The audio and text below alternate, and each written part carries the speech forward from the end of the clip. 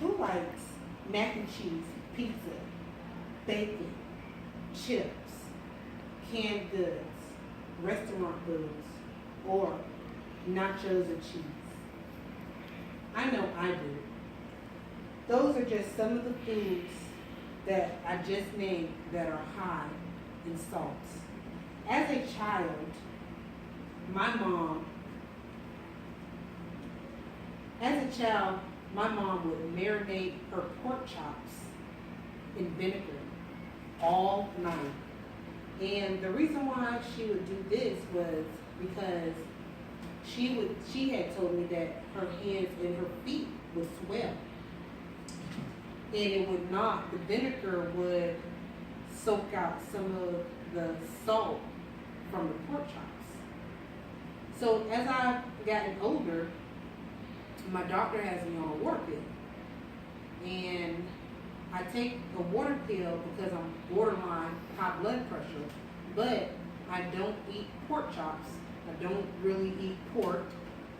But, of course, I'm borderline with high blood pressure. The reason for it, I don't know why.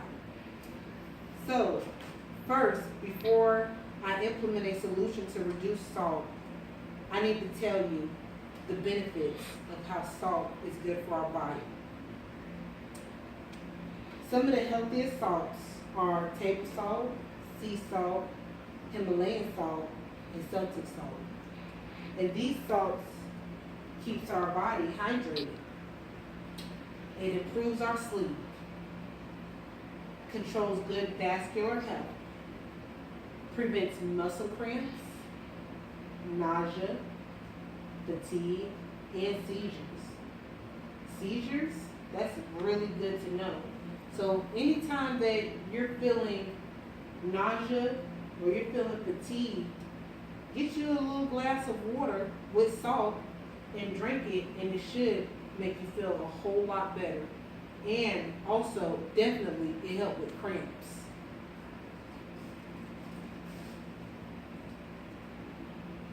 Now that I have explained some ways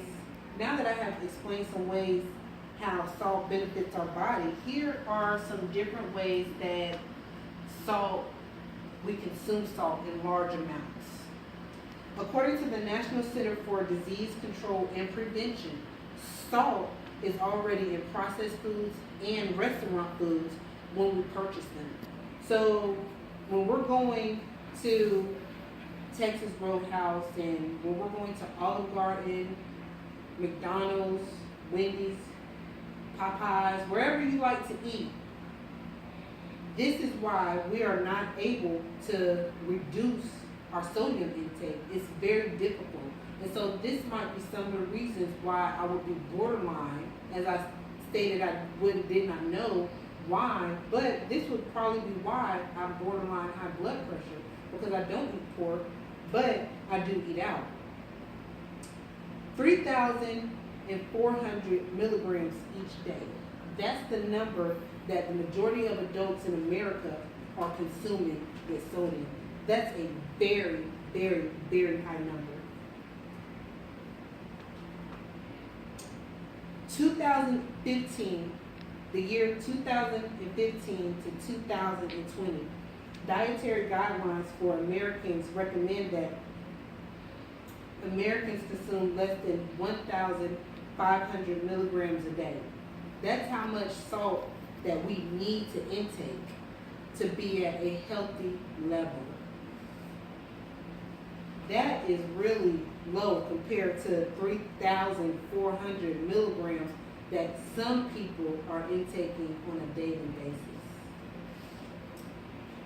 Some foods that are high in sodium, which I discussed earlier, like processed foods, restaurant foods, canned goods, canned soup, pork. Those are foods that we really need to stay away from. Now, foods that are low in sodium, and I'm just going to name a few. We have like yogurt, Greek yogurt, eggs, vegetables, fruits, home-cooked meals are really good. Those are probably more stuff that we need to lean toward. And home cooked meals is because you can put in the table salt, which it said was healthy, of what you want to use. A third of Americans are diagnosed with hypertension and a high percentage with high blood pressure. A review of 76 studies and more than 6,300,000 people found that every 5 grams increase of salt per day increased stomach cancer by 12%. So if we are consuming high levels of salt a day, we are increasing our risk for stomach cancer. So that's something to be careful of. Kidney disease, dialysis. This is when your intake of salt is high. These are some of the health issues that we end up running into.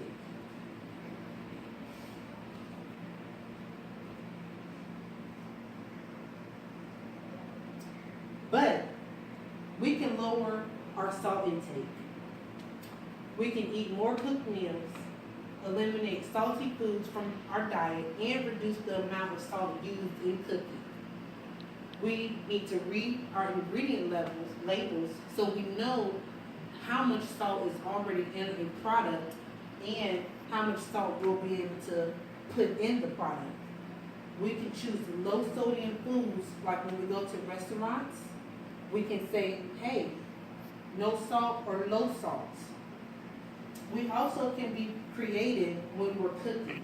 We can use different types of seasonings, spices, herbs, lemon, garlic, ginger, vinegar, and pepper, just to name